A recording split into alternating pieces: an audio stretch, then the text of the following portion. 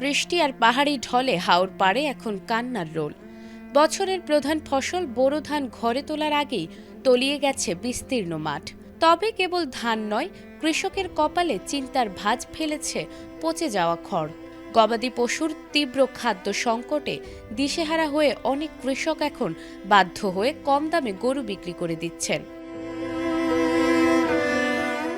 সুনামগঞ্জে গত 10 দিনেরও বেশি সময় ধরে চলা টানা বৃষ্টি আর মেঘলা আবহাওয়ায় জনজীবন বিপর্যস্ত। হাওরের বুক জুড়ে এখন শুধুই পচা ধানের গন্ধ। কৃষকেরা বলছেন ধান যাও কিছুটা রক্ষা করা গেছে, কিন্তু গবাদি পশুর প্রধান খাদ্য খড় পচে নষ্ট হয়ে গেছে পুরোপুরি। দেখার হাওর পাড়ের ইসলামপুর গ্রাম সহ আশপাশের এলাকা ঘুরে দেখা গেছে এক করুণ দৃশ্য। সড়কের উপর দীর্ঘ সারিতে ভেজা ধান ও খড় শুকানোর আপ্রাণ চেষ্টা করছেন কৃষক কৃষানীরা। মাঝে মধ্যে রোদের দেখা মিললেও মুহূর্তেই আকাশ মেঘাচ্ছন্ন হয়ে নামছে বৃষ্টি, ফলে বারবার উল্টে পাল্টে দিয়েও খড় রক্ষা করা যাচ্ছে না। কৃষকেরা জানান অর্ধেক দামে গরু বিক্রি করতে হচ্ছে। খাওয়াবো কি আর বাঁচাবো কিভাবে? সামনে আরো বিপদ। 3টা বেশি লেগেছি আর 3টা রয়েছে। ধান এই তো গরুর দাম না, অর্ধেক কাটাই বেচছি, দাম কম দামে বেচছি। ভাই 2টা গরু বেশি লিছি রে না যাবে ফাইনালি যাও কিটা করব। আবার একটা রয়েছে ভাই, কিন্তু গাছ নাই ভাই, এটাও সামান্য গাছ সীমিত। দাম ফাইনালি লগি আমরা তো না মানুষ বাসাও দেয় গরু বাসাই মুখিলে ওনা যাও আটকা বাক্কা দেয় একটা তুলছি তো গরু খানির লাগে খুব একটা সমস্যার মাঝে। গরু যে কি না খাইতে বাঁচবো কিলা আর গরু বাঁচাইতাম কিলা মানুষও বাঁচতাম কিলা। হাওর অঞ্চল নিয়ে কাজ করা উন্নয়ন কর্মী শাহ কামাল জানান হাওরের কৃষি ব্যবস্থার সঙ্গে গবাদি পশু অঙ্গাঙ্গিভাবে জড়িত। কৃষক পরিবারে গরু শুধু সম্পদ নয়, কৃষিকাজ ও জীবিকার গুরুত্বপূর্ণ অংশ। কিন্তু এবারের প্রাকৃতিক দুর্যোগে ধান ও খড় নষ্ট হওয়ায় কৃষকরা দ্বিমুখী আর্থিক সংকটে পড়েছেন। সুনামগঞ্জ জেলা বিএনপির আহ্বায়ক কমিটির সদস্য আকবর আলী জানান গোখাদ্যর তীব্র সংকটের কারণে কৃষকরা বাধ্য হয়ে গরু বিক্রি করছেন। দ্রুত সরকারি সহায়তা না পেলে পরিস্থিতি আরও খারাপ হতে পারে।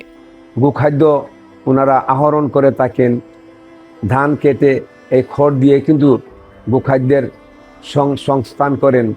কাজে এগুলোর যদি ওনারা সংস্থান করতে না পেরে অনেক কৃষক ভাইয়েরা, গ্রামের অনেক কৃষক ভাইয়েরা গবাদি পশু পানির দামে বিক্রি করতে যাচ্ছেন এবং বিক্রি না করে উপায় নেই, কেন গোখাদ্যের প্রচুর অভাব গ্রামে দেখা দিয়েছে।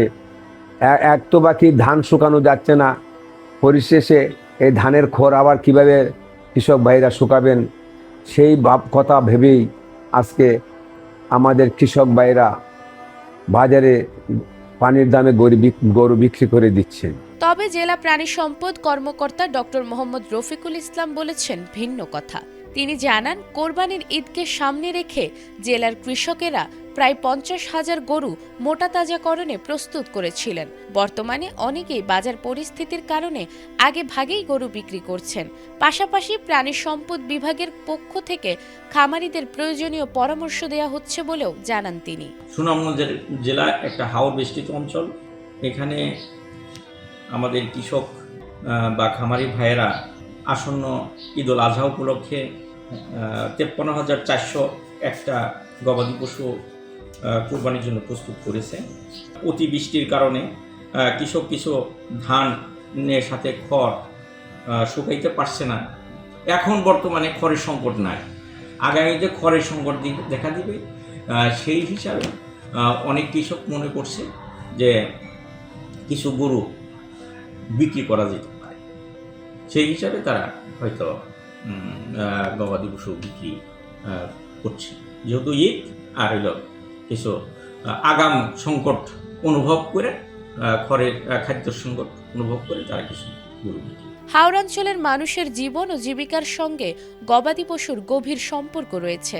তাই দুর্যোগে ক্ষতিগ্রস্ত কৃষক পরিবারগুলোর গবাদি পশু রক্ষায় জরুরি ভিত্তিতে গোখাদ্য সহায়তা, প্রণোদনা ও পুনর্বাসন কার্যক্রম গ্রহণের দাবি জানিয়েছেন স্থানীয়রা।